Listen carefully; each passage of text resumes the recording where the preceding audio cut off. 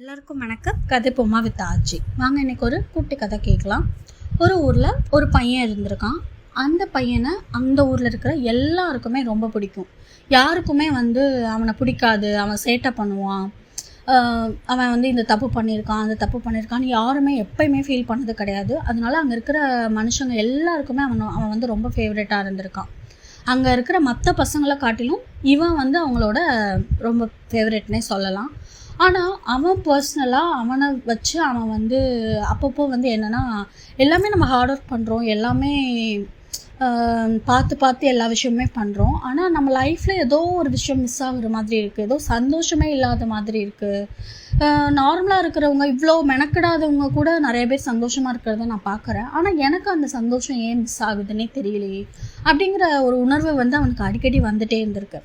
அப்படி இருக்கப்போ ஒரு டைம் அந்த உணர்வு ரொம்ப அதிகமாக வர ஆரம்பிச்சிச்சு. ஏதோ நம்ம வாழ்க்கையில் மிஸ் ஆகுது, நம்ம சந்தோஷமே இல்லாமல் இருக்கோம் அப்படிங்கிற மாதிரியே அவனுக்கு தோணியிருக்கு. நம்ம ஏதாவது தப்பு பண்ணுறோமா, நம்ம பண்ணுறதுலாம் கரெக்டு தானா, நம்ம இவ்வளோ ஹார்ட் ஒர்க் பண்ணுறது தேவை தானா, நிறைய டவுட்ஸ் வந்துட்டே இருந்திருக்கு அவனுக்கு. அவனுக்கு அவன் வாழ்க்கையை சந்தோஷமாக இல்லைங்கிற ஒரு முடிவுக்கே வந்துட்டான். அப்போ பக்கத்தில் ஒரு முனிவர் ஒருத்தர் இருந்திருக்காரு. அவர் பக்கத்து ஊரில் அவர் இருக்காருங்கிறத கேள்விப்பட்டு இவன் போய் அவர்கிட்ட அவனோட பிரச்சனை எல்லாத்தையுமே சொல்கிறான். இந்த மாதிரி எனக்கு பிரச்சனை, ஸோ இதுக்கு நான் என்ன பண்ணணுன்னே தெரியல, ஏன் எனக்கு அந்த மாதிரியான ஒரு ஃபீல் வருது அப்படின்னு சொல்லி கேட்டிருக்கான். அப்போ அந்த முனிவரும் சொல்லியிருக்காரு, கண்டிப்பாக தம்பி நான் உனக்கு உதவி செய்கிறேன், ஆனால் நான் உனக்கு ஒரு வாரத்துக்கு நான் ஒரு வேலை கொடுக்குறேன், அதை பண்ணி முடிச்சுட்டு நீ என்கிட்ட வா, நான் உன்னோட பிரச்சனைக்கு கண்டிப்பாக முடிவு சொல்கிறேன். ஆனால் இடையில நீ என்னை பார்க்கக்கூடாது, இடையில அது சம்மந்தமாக என்கிட்ட பேசக்கூடாது, நான் இப்போ சொன்ன உடனே அந்த விஷயத்தை மட்டும்தான் நீ பண்ணணும் அப்படிங்கிற மாதிரி சொல்லியிருக்காரு. அதில் எந்த மாறுதலும் இருக்கக்கூடாது அப்படின்னு சொல்லிட்டார்.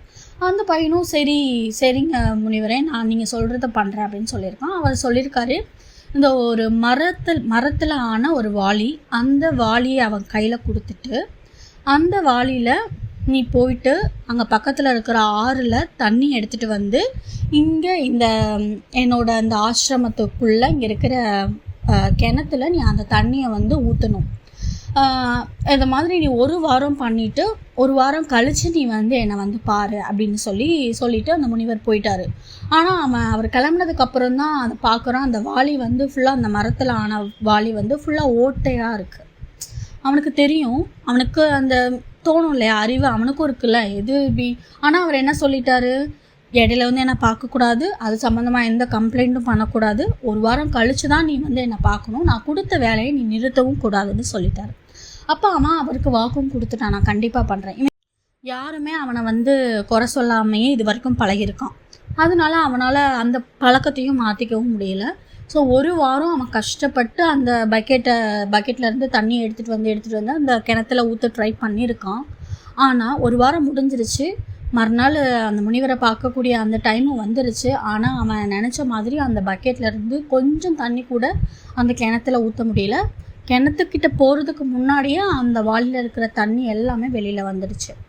அப்போ அவர் அந்த முனிவரை பார்த்துட்டு, கண்டிப்பாக அவர் நம்மளை திட்ட தான் போகிறாரு, ஏதாவது சொல்ல தான் போகிறாரு, என்னதான் அவர்கிட்ட நம்ம ஒரு ஹெல்ப் கேட்குறதுக்காக வந்தோம், ஆனால் அவர்கிட்ட நம்ம திட்டு வாங்குற மாதிரி சூழ்நிலை அமைஞ்சிருச்சே, அவர் சொன்னதை பண்ண முடியாமல் போயிடுச்சேன்னு சொல்லிட்டு அவரை போய் ரொம்ப தயங்கி அவரை போய் பார்த்துருக்கான்.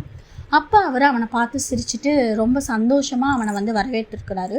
இப்போ இவனுக்கு புரியவே இல்லை. அவன் சொல்கிறான், இல்லை என்னால் நீங்கள் சொன்ன வேலையை பண்ண முடியல, மன்னிச்சுக்கோங்க, நீங்கள் இடையில உங்களை பார்க்கக்கூடாதுன்னு வேறு சொல்லிட்டீங்க, நான் அதனால் திருத்திக்கவும் முடியல, நான் ஏதாவது பண்ணி.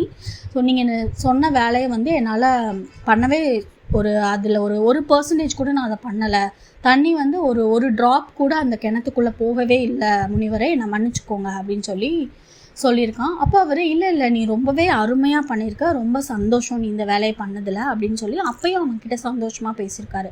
அப்போ அவன் சொல்கிறான், ஏன் இதுக்கு சந்தோஷப்படுறீங்க, நான் தான் நீங்கள் சொன்ன வேலையை நான் பண்ணவே இல்லையே அப்படின்னு சொல்லி அவன் கேட்டிருக்கான். அப்போ அவர் சொல்லியிருக்காரு, ஒரு வாரத்துக்கு முன்னாடி நீங்கள் இருந்திருக்க, இப்போ இந்த ஒரு வாரம் கழித்து நீ என்னை பார்க்குறப்ப நீங்கள் இருக்கிற, ஸோ இப்போ நீ தண்ணி எடுத்துகிட்டு அந்த பாதை எப்படி இருந்துச்சு அப்படின்னு சொல்லி கேட்டிருக்காரு. அவன் அப்புறம் தான் யோசிக்கிறான், திரும்பி பார்க்குறான். அவனுக்கே அப்போ தான் அந்த வித்தியாசம் புரியுது.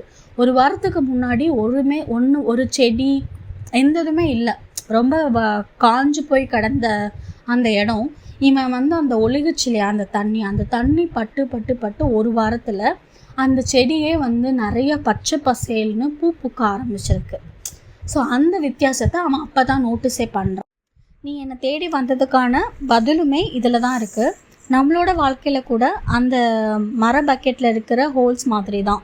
நம்ம என்ன தான் கடினமாக உழைச்சாலும், நம்ம என்ன தான் பர்ஃபெக்டாக நம்மளோட கடமையை செய்யணும்னு நினச்சாலும் அப்போ ஒரு வெறுமையான உணர்வு, இல்லை வாழ்க்கை சந்தோஷம் இல்லாத ஒரு உணர்வு வரதான் செய்யுது. அது ஏன் வருது அப்படின்னா, நம்ம பண்ணுற சின்ன சின்ன விஷயங்களில் கூட நம்ம சந்தோஷத்தை நல்லதை பார்க்குறதுக்கு மறக்கிறோம். நம்மளோட இப்போ நீ எடுத்துக்கிட்ட அப்படின்னா, உன்னோட டார்கெட் என்னவோ அந்த ரிசல்ட்லேயே தான் நீ ஃபோக்கஸ் பண்ணுறே தவிர அந்த ஜேர்னியில் நீ ஃபோக்கஸ் பண்ணலை. அதனால தான் உனக்கு அப்பப்போ அந்த ஒரு வாழ்க்கையில் வந்து ஒரு வெறுமையான ஒரு எண்ணம் வந்து உனக்கு வந்திருக்கு, சந்தோஷம் இல்லாத எண்ணம் வந்து வந்திருக்கு. ஸோ நீ அப்போ நிறுத்தி ஒரு சின்ன சின்ன விஷயங்களுக்கு ஒரு நன்றியாகவும், இல்லை சின்ன சின்ன விஷயங்கள் நீ பண்ணுறத நீ வந்து சந்தோஷமாகவும் நீ பார்க்க ஆரம்பிச்ச அப்படின்னா உன்னோட வாழ்க்கையில் அந்த வெறுமையான ஒரு எண்ணம் வரவே வராது. ஸோ இந்த பூக்கள் மாதிரி தான், நீ பண்ண ஒரு விஷயத்துக்கான ரிசல்ட்டு தான் இந்த இடத்துல வந்து பூத்திருக்கிற இந்த செடிகளும் பூக்களும். ஆனால் நீ அதை பார்க்கவே சுத்தமாக தவறிட்ட. நான் வந்து அதுக்கப்புறம் கூப்பிட்டு காட்டினதுக்கப்புறம் தான் உனக்கு இந்த விஷயம் நடந்திருக்கு, அதுவும் ஒன்றால் தான் நடந்துச்சு அப்படிங்கிறதே உனக்கு புரிஞ்சுது. ஸோ இதுதான் நீ வாழ்க்கையில் பண்ணிக்கிட்டு இருக்கிற ஒரு தப்பு. உன்னோட சந்தோஷத்தை பறிக்கிற மாதிரியான ஒரு விஷயம் இதுதான் நீ உன் வாழ்க்கையில் பண்ணிகிட்ருக்க. இதை நீ மாற்றிக்கிட்ட அப்படின்னா உன் வாழ்க்கை எப்பயும் சந்தோஷமாக இருக்கும்னு நான் உனக்கு உறுதி அளிக்கிறேன் அப்படின்னு சொல்லி அந்த முனிவர் சொல்லியிருக்காரு. ஸோ இந்த கதை நமக்குமே பயனுள்ளதாக இருந்திருக்கும்னு நான் நம்புகிறேன். இந்த கதை உங்களுக்கு பிடிச்சிருந்தா கதைப்போமா வித் ஆர்ஜி சேனலை லைக் பண்ணுங்கள், ஷேர் பண்ணுங்கள், கமெண்ட் பண்ணுங்கள், கண்டிப்பாக சப்ஸ்கிரைப் பண்ணுங்கள். தேங்க்யூ.